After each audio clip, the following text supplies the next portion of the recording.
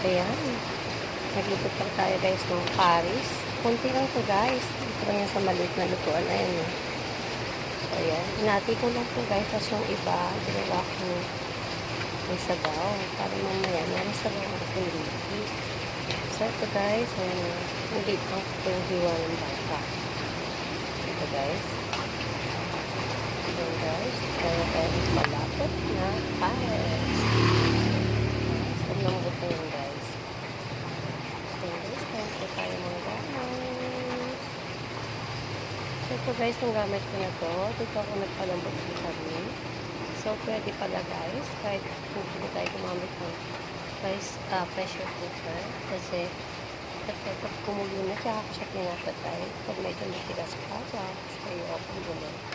So yun guys, nakagawa tayo ng malambot na pares.